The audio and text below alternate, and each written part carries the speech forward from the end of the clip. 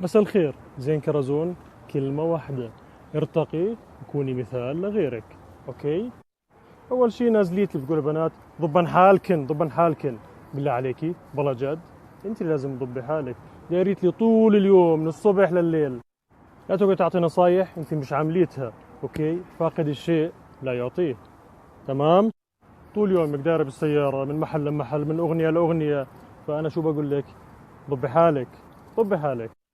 استلمتي 3 اشهر يمكن السنابيين تبعونك، بنات الدار بتعلقي عليهم وحالتك حاله. شو بدك فيهم؟ اعتقيهم. كل واحد له لهجته، الفلاح والمدني وابن القرية والبدوي، كل واحد بيعتز بلهجته. فابلشي بحالك وضبي حالك. ابصر يمكن غيرانه منهم، نزلتي لي بنات فرير ومدارس فرير. يا عمي الله يرزقهم والله يرزقك ويرزق كل واحد، وفوتوا احسن المدارس كمان. بالنسبة للدعايات اللي بتعمليها الله يرزقك، ما حنوق عليكي، بس بالله عليك خفي شوي وارتقي وشوفي لك نوعية كويسة. اوكي؟ بلاش دعايات ابو الشلن، دعايات ابو الشلن بلا منها.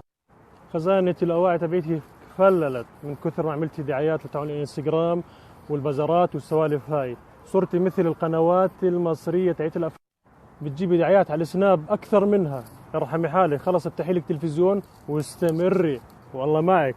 والمصيبة الأكبر وين؟ كل ما أكلت لك سندويشة فلافل، بتشهي بتجنن. شباب صبايا كلوا من عندهم، ولا بالشطة بتموت.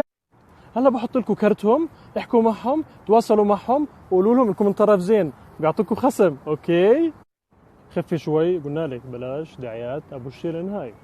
وصح بالله عليك الكلمة هاي اللي جديد طلع فيها ابو حتيم، ابو حتيم، بالله عليك يسر عليك بفكينا منها، بترفع الضغط. ضغط يرتفع انا والشو. انا عارف بتقلدي كيم كاردشيان على اساس انه نجمة واقع وعيلتك وخواتك والماما موجودة. ما بيلبق، ما بينفع، احنا مجتمع شرقي مش زيهم. اختصري. بالنسبة لرونالدو، كريستيانو رونالدو، لا هو شايفك ولا سامعك ولا هيعبرك. على قولة حموتة طقعي له لانه مطقع لك. اوكي؟ وما حيجي على الاوتيل. صح صح صح. وانت بايطاليا بتيجي تقول يا صبايا تعالوا هون، الشباب مزز بجننوا، تعالوا تعالوا بسرعة. عيب عليكي، هذول نشميات أردنيات، بنات بلد، بنات شيوخ، لحمهم غالي مش رخيص، تروحوا يعرضوا حالهم على الأوروبيين. عيب يا عيب. بس الشاب هذا المسكين يزن ببيع لك الفلاشات اللي عليها الأغاني تبعيتك أنت وأختك. أوكي؟ فضحتيه يا بنت الناس، فضحتيه. بالله عليك يخف عليه كرامته الزلمة بالدنيا. كل يوم الثاني ناطة عنده شباب صبايا اشتروا من عنده، حرام خاطب بده يتجوز ساعدوه مسكين، ولك قرايبه ونسايبه وخطيبته بتفرجوا عليك، ارحميه. بدك تساعديه بدون فضايح على اساس انه انت مش ماخذه نسبه من هالسالفه. شو اقول لك؟ بس خليني ساكت، خليني ساكت. لا تفكر كثر المتابعين عندك على الانستغرام ولا السناب انهم بحبوكي، 3/4 مش طايقينك وبيتابعوا سلبياتك. خليهم يتابعوك لاي شيء ايجابي ويحبوكي. نصيحه مفيده وببلاش عشان تخفف سنابات وروحات وجات بالشوارع وبلا شغل. شوفي لك مخرج او منتج ابن حلال هيك، خليه يزبطك، يعطيك دور بمسلسل او برنامج. ان شاء الله كومبارس. كومبارس البدايه الصح تطلع الدرجه طلوع، وقتها بتكوني بلشتي انت تطلعي وتشتغلي صح. تعلمي من نجمات الراقيات مثل الاعلاميه الاردنيه ومثلها مثايل علا الفارس. راقيه، هاديه، رزينه، عاقله، ملتزمه، عندها 2.5 فولور يمكن على الانستغرام، ولا بتتشلح ولا بتتمسخر، وعايشه حياتها طبيعيه جدا جدا. كوني زيها عشان نفتخر فيكي ونكون قدامك ومعك.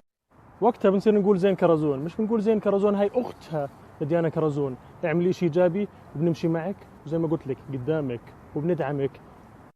انا اول واحد انبسطت لما كنت بتطلعي وبتعملي خير وبتقدمي للناس، ما انبسط انك بتشجعي هيك شيء. اوكي؟ بس ما تعملي شيء سلبي يخرب الايجابي اللي عملتيه. يا ريت تفتح صفحه جديده برمضان وتكوني قدوه لمتابعينك وتاثروا فيك ايجابيا، ويطلع جيل كويس مش جيل عاطل من وراء شغلات اللي بتنزل ايجابيه. خليكي مش سلبيه يا زين. واخر شيء بقول لك كلمه واحده بس يا زين، تاكلك هيك. صباح الخير، عبد الرحمن الغزالي.